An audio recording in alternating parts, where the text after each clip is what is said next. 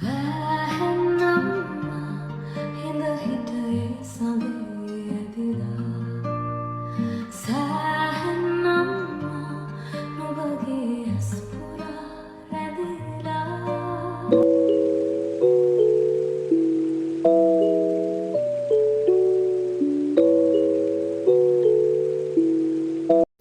Hi කොහොමද ඉතින් ඔයාලට ඔයාලා හැමෝම ගොඩක් හොඳින් ඇති කියලා මම හිතනවා. ඉතින් අද ලස්සන vlog එකක් කරන් ආවා. ඉතින් ඔයාලා දැන්ටමත් දන්නවනේ අපි කොහෙද ඇවිල්ලා ඉන්නේ කියලා. හරි ඉතින් ඔයාලා හිතපු දේ මම කතරගම ආවා. ඉතින් මම ගොඩාක් වීඩියෝස් ගත්තේ නැහැ. ඉතින් පුංචි වීඩියෝස් ටිකක් තමයි ගත්තේ. ඒකෙන් මං හිතුවා ඔයාලත් එක්ක ඒක ෂෙයා කරගන්න ඕනේ කියලා. අපි දැන් ඇවිල්ලා ඉන්නේ කතරගම අපි ගත්ත චූටි බෝඩිමට. ඉතින් මේ පළවෙනි කාමරේ ඒකේ කාමර දෙකක් තමයි තිබ්බේ. පළවෙනි කාමරෙත් ඇඳවල් දෙකයි, නෙට් එක, ෆෑන් එක. දෙවෙනි කාමරෙත් ඇඳවල් දෙකයි, නෙට් එක, ෆෑන් එක තිබ්බා. එතන බාත්රූම් දෙකක් තිබ්බා. මෙතන චූටි කුස්සියක් වගේ හදලා තිබ්බා. නාන්න වෙනම තිබ්බා එළියෙන්. ඉතින් මේ තියෙන්නේ නාන්න තිබ්බ තැන. මම පෙන්නන්නම් ඉන්න. මේ තියෙන්නේ මෙන්න මෙතන. එතන ෂවර් 3ක් විතර දාලා තිබ්බා. ඉතින් ඔන්න ඔහොම තමයි අපි කතරගම ගිහිල්ලා අපි ඉන්න තැන හොයාගත්තේ මෙන්න මේ තැන.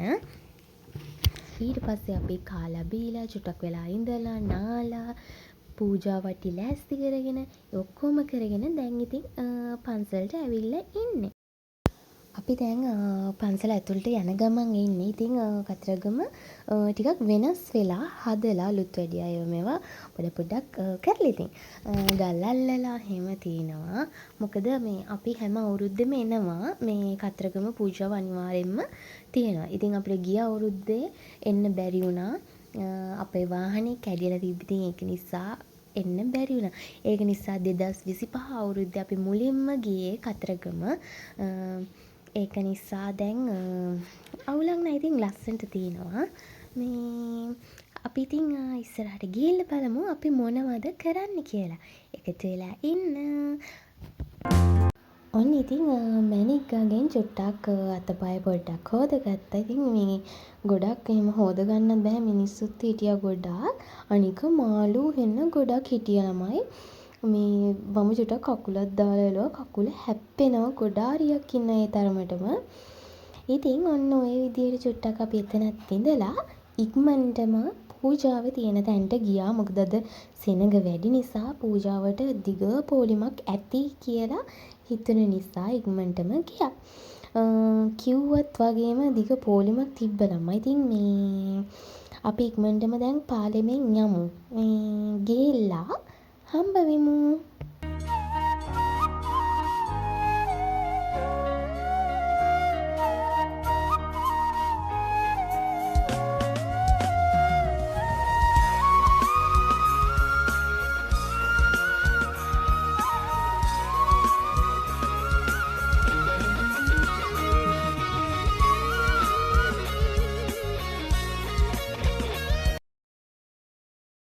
ඉතින් අපි දැන් පොලිමේ ඉන්න ගමන් ඉන්නේ මේ පොලිම ගොඩාක් තියෙනවා ළමයි. ඉතින් තව චුට්ට දුරක් තමයි අපිට යන්න තියෙන්නේ.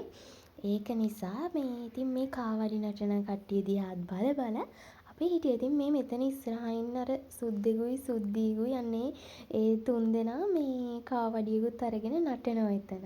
තව චුට්ටකින් ඒක වීඩියෝ එකක් දාන්නේ නැහැ. ඉතින් ওই විදියට හිටියා. ඊට පස්සේ අපි ඉක්මනටම පූජාව තියලා තමා කිරිවෙහෙර වහන්සේ වඳින්න ගියේ. මොකද මේ සෙනඟ ගොඩක් හිටපු නිසා අපි ඉක්මනටම පූජාව තිබ්බා. නැත්නම් ආයි පූජාව තියාගන්න වෙන්නේ නැති නිසා. හරි අපි ඉතින් දැන් කිරිවෙහෙරට යන ගමන් ඉන්නේ. හරි ඉතින් මේ අපි මේ ටිකත් කරලා ඊට පස්සේ ඉක්මනටම ගෙදර යනවා. අපි දවස් දෙකකට ආවා. ඉතින් ඊළඟ දවසේ අපි සෙල්ල කතරගම යනවා. මට මේ දෙයක් කියන්න ඕනේ. මේ කියන්නේ මට අනිවාර්යයෙන්ම කතරගම එන්න ඕනේ හැම අවුරුද්දෙම. මම කතරගම දෙවියන්වත් අදහනවා, ගණ දෙවියන්වත් අදහනවා. අනිත් දෙවිවරු අදහන්නේ නැහැ කියලා නෙවෙයි කියන්නේ. එනවට මම ඒ දෙවිවරු දෙනව අදහනවා. ඉතින් ඒක නිසා මට ගියේ නැත්තම් මගේ හිතට හරි නැහැ. එනකොට මට ගියාට පස්සේ මාරේ හිතට එන ලොකු මේ ඒක මට කියන්න තියෙන්නේ මට මගේ හිතට හොඳයි. හරි. ඉතින් ඔන්න මේ තියෙන්නේ දෙවෙනි දවසේ අපි සෙල්ල කතරගමට ආවා. ඉතින් දේවාලේ පූජාව ටිකක් පරක්කු වෙලා තියෙන්නේ. ඒගොල්ලන්ගේ වෙලාවක් තියෙනවානේ. ඉතින් එච්චර වෙලා අපිට ඉන්න බැරි නිසා අපි උදෙන්ම ආපු නිසා අපි ඉක්මනටම උඩමළුවට ගිහිල්ලා බෝධිය වැඳලා ඒ වතාවත් ටික කරලා ඉක්මනටම ගියා අපි බලන්න ආසාවෙන් හිටපු එකක් බලන්න. මොකද මෙච්චර අපි කතරගම ඇවිල්ලා තිනවා දැන් මටත් අවුරුදු 25ක් වෙනවා. ඉතින් ඒ අවුරුදු 25ටම අපි මෙතෙන්ට ආවේ නැහැ. මේ තියෙන්නේ වල්ලි අම්මා ගුහාවද කොහෙද ඒකේ නම වල්ලි මාතා ගුහාව හරි. අන්න ඒක. ඉතින් අපි කවදාවත්ම මේකට ආවේ නැහැ. එනට මේ පාර හිතාගෙනමයි ගියේ. මේකට අනිවාර්යෙන්ම යනවයි කියලා. මොකද දැන් අර කතරගම මේ දෙවියන් ගැන අර ෆිල්ම් එකක් තිබ්බේ. කදිර දිව්‍යරාජ අන්න ඒක බැලුවට පස්සෙත් මේ මට මාර ආසාවක් තිබ්බා මේක අනිවාර්යෙන්ම බලන්න යන්න ඕනි කියලා. ඉතින් මේ වගේ ලස්සන ගල් පර්වතයක් උඩින් තමයි එතෙන්ට යන්න තියෙන්නේ. මෙතන තියෙන්නේ මේ පොඩි පන්සලක් වගේ.